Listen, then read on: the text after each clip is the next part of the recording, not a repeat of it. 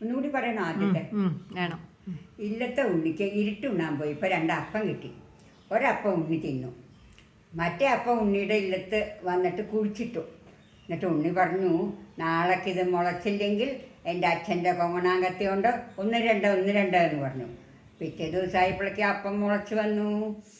പിന്നെ ഉണ്ണി പറഞ്ഞു, നാളേക്ക് ഇതിൽ ഇല ഉണ്ടായില്ലെങ്കിൽ എൻ്റെ അച്ഛൻ്റെ കൊങ്ങണാങ്കത്തി കൊണ്ട് 1 2 1 2 എന്ന് പറഞ്ഞു.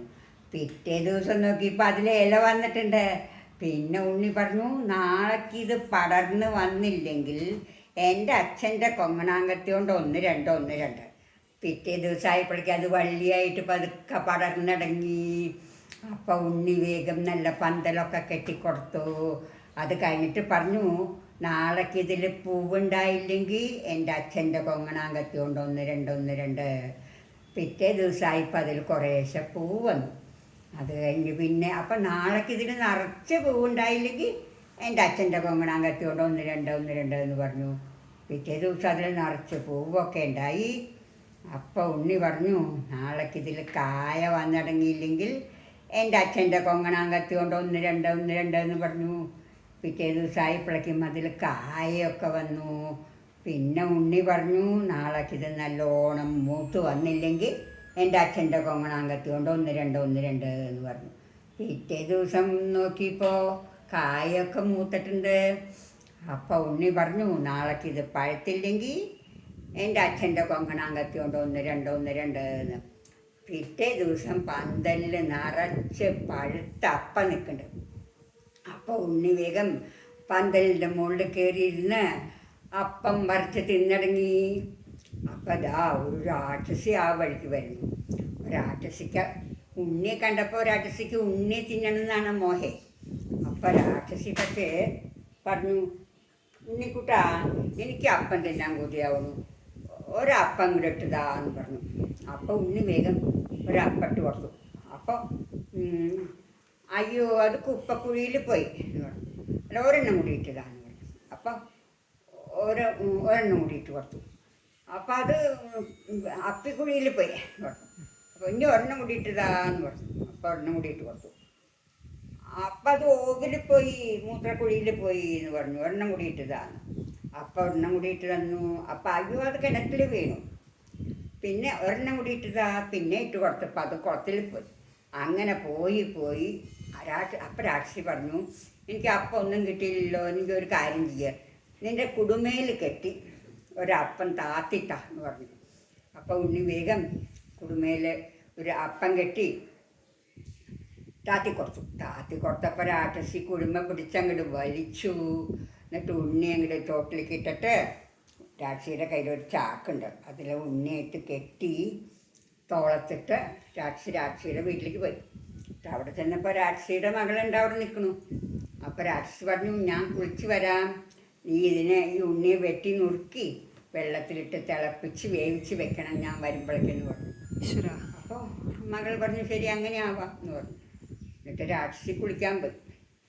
അപ്പോൾ ഉണ്ണിക്ക് എന്താ വേണ്ടതെന്ന് വെച്ചല്ലേ, ഉണ്ണി പറഞ്ഞു, നീ ഒരു കാര്യം ചെയ്തോ, വെള്ളമൊക്കെ അടുപ്പത്ത് വെച്ചോ, തിളച്ച് കഴിയുമ്പോഴേക്കും വെട്ടി നുറുക്കിയാൽ മതിയല്ലോ, ആ സമയം കൊണ്ട് ഞാൻ കുറച്ച് കഥയൊക്കെ പറഞ്ഞുതരാം എന്ന് പറഞ്ഞു.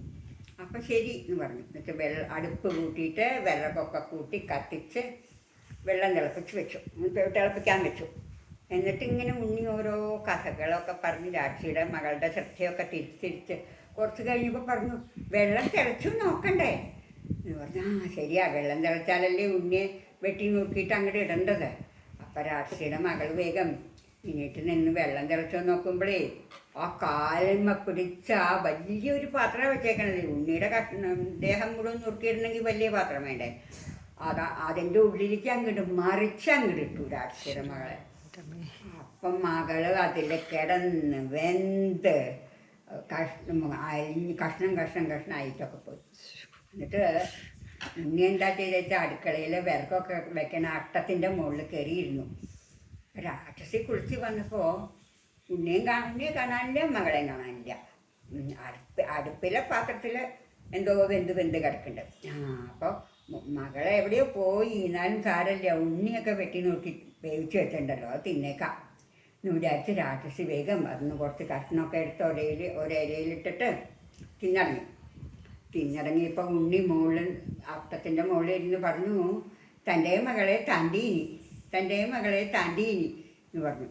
അപ്പം രാക്ഷസി നോക്കിയപ്പോൾ ദാ ഉണ്ണി മുകളിൽ തന്നെ ഇരിക്കുന്നുണ്ട്. രാക്ഷസിക്ക് ദേഷ്യം വന്നു. രാക്ഷസി വേഗം ചാടി എണീറ്റു. അപ്പം ഉണ്ണി ആട്ടത്തിന് ചോട്ടിലേക്ക് ഇറങ്ങി ഒരൊറ്റ ഓട്ടം ഓടിയപ്പോൾ രാക്ഷസി പിന്നാലെ ഓടി. രാക്ഷസിക്ക് നല്ല വണ്ണവും കുടവയറും ഒക്കെ ഉണ്ട്. അത്ര ഉണ്ണിയെ പോലെ വേഗം ഓടാൻ പറ്റില്ല. ഉണ്ണി ഓടി ഇല്ലത്തന്നെ എത്തി. രാക്ഷസി പിന്നാലെ ഓടി. എന്നിട്ട് ഉണ്ണി വേഗം ഇല്ലത്തെ കിണറിൻ്റെ അവിടെ ചെന്നിട്ട് ഒരു വലിയ കല്ല് ഉരുട്ടി കിണറിൻ്റെ ഉള്ളിലേക്ക് ഇട്ടു. അപ്പം രാക്ഷസി പിന്നാലെ ഓടി. അതിൻ്റെ അടുത്തെത്തുന്നതിന് മുമ്പേ ശബ്ദം കേട്ടു. അപ്പം വിചാരിച്ചു ഉണ്ണി ഓടണതിൻ്റെ ധൃതിയിൽ പേടിച്ചോടുമ്പോൾ കിണർ കാണാഞ്ഞിട്ട് കിണറിലേക്ക് വീണതാവുമെന്ന് വിചാരിച്ച് വേഗം ഉണ്ണിയെ പിടിക്കാൻ വേണ്ടി രാക്ഷസി കിണറിലേക്ക് ഒരൊറ്റ ചാട്ടം ചാടി.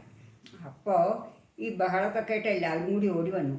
അപ്പോൾ ഉണ്ണി പറഞ്ഞു, ഇതാ രാക്ഷസി കിടക്കേണ്ട കിണറിൽ നമുക്ക് കിണർ തട്ടി മൂടണം, അല്ലെങ്കിൽ അത് കയറി വരുമെന്ന് പറഞ്ഞപ്പോൾ എല്ലാവരും കൂടി മണ്ണൊക്കെ കോരിയിട്ട് കിണർ മുഴുവൻ തട്ടി മൂടി. അങ്ങനെ രാക്ഷസി ചത്തും പോയി, ഉണ്ണി രക്ഷപ്പെടുകയും ചെയ്തു.